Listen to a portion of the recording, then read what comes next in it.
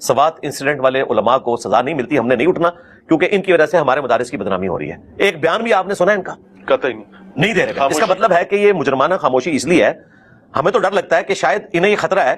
کہ ان کے مدرسے کے اسکینڈل کہیں باہر نہ آ جائیں، لوگ کہیں گے جی حضرت آج آپ ہمیں بھاشن دے رہے ہیں، آپ کے مدرسے میں بھی یہی کچھ ہوتا رہا ہے، یا شاید اس سے بھی ایک سٹیپ اوپر چلا جائے جو میں کیمرے میں کہنا نہیں چاہتا۔ ہاں، تو یہ وجہ ہے۔ ایک بیان بھی آپ نے سنا ان کا قطعی نہیں دے رہے، اس کا مطلب ہے قطعی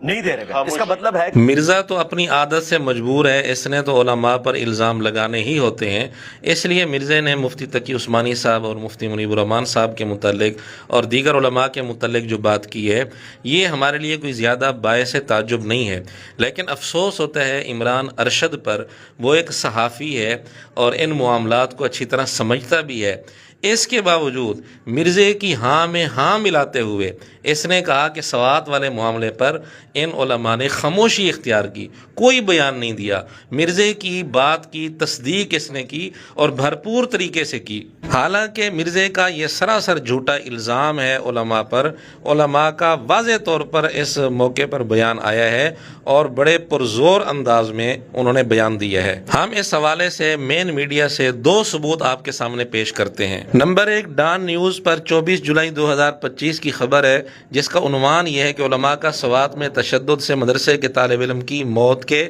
ذمہ داران کو عبرتناک سزا دینے کا مطالبہ۔ اس کی تفصیل میں لکھا ہے کہ علماء کرام نے سوات کے مدرسے میں اساتذہ کے مبینہ وحشیانہ تشدد سے طالب علم کی موت کے واقعہ کی شدید مذمت کرتے ہوئے حکومت سے ملزمان کو عبرتناک سزا دینے کا مطالبہ کیا ہے۔ علماء نے اپیل کی ہے کہ اس افسوسناک واقعہ کو تمام مدارس کی بدنامی کا ذریعہ نہ بنایا جائے۔ مزید تفصیل میں لکھا کہ جمعیت علماء اسلام فے کے ضلعی دفتر سوات میں ایک پریس کانفرنس سے خطاب کرتے ہوئے وفاق المدارس خیبر پختونخوا کے صوبائی سربراہ مولانا حسین احمد نے اس واقعہ پر شدید مذمت کی کہ یہ وحشیانہ تشدد ہے، اور شدید انہوں نے مذمت کی، اور انہوں نے مرحوم طالب علم فرحان کے خاندان سے دلی ہمدردی اور تعزیت کا اظہار کیا۔ جی ناظرین، جمعیت علماء اسلام اور وفاق المدارس العربیہ دونوں جماعتوں کی طرف سے نمائندگی کی گئی، پریس کانفرنس ہوئی اور باقاعدہ بیان جاری کیا گیا پرزور طریقے سے۔ کیا مرزا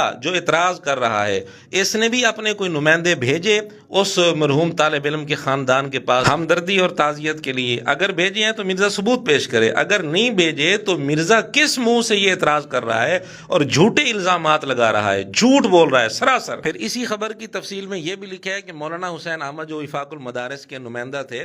انہوں نے کہا کہ یہ واقعہ نہ صرف متاثرہ خاندان بلکہ پوری قوم اور علماء کرام کے لیے انتہائی المناک اور تکلیف دہ ہے، اور اس پریس کانفرنس میں صرف ان دو جماعتوں کے نمائندے شریک نہیں تھے بلکہ اور بھی کئی ساری دینی جماعتوں کے نمائندے موجود تھے، جبکہ مرزا نے پوری بے شرمی سے جھوٹ بولتے ہوئے کہا کہ انہوں نے بیان تک نہیں دیا، اور عمران ارشد نے بھی اس کی ہاں میں ہاں ملا دی اور اس کی بات کی تصدیق کر دی۔ ایک بیان بھی آپ نے سنا ان کا قطعی نہیں دے رہے، اس کا مطلب ہے دوسرا ثبوت یہ ہے کہ جنگ اخبار میں 27 جولائی کو وفاق المدارس کے ناظم اعلیٰ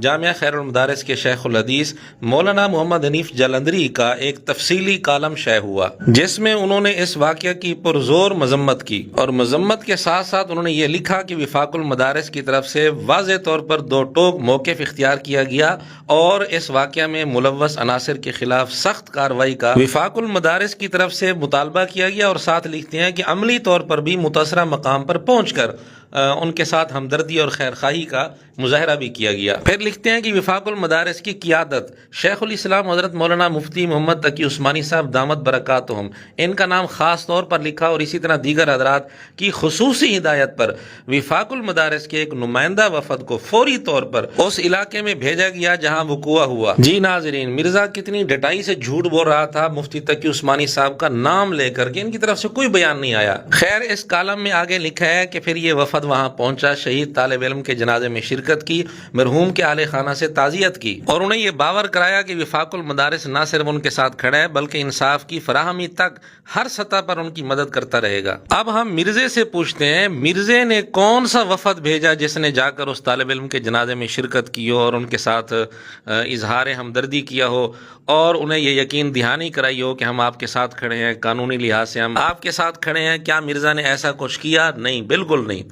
اس کا کام صرف یہ ہے کہ اپنے کمرے میں بیٹھ کر اتنے بڑے بڑے علماء پر دھڑلے سے ڈھٹائی سے جھوٹے الزامات لگانا۔ اور اسی کالم میں حضرت قاری حنیف جلندری صاحب دامت برکاتہم نے یہ بھی لکھا کہ وفاق المدارس کے قائدین نے یہ واضح کیا کہ اگر یہ مدرسہ وفاق سے رجسٹرڈ ہوتا تو ہم اپنے ضابطے کے مطابق اس کے خلاف فوری اور سخت تادیبی کارروائی کرتے۔ اس سے پتہ چلا کہ یہ مدرسہ وفاق المدارس سے رجسٹرڈ نہیں تھا۔ اس کے باوجود وفاق المدارس کی مرکزی قیادت اور صوبائی قیادت اور دیگر ذمہ داران اور اسی طرح دیگر جماعتوں کے علماء نے بھرپور اپنا کردار ادا کیا اور اس کی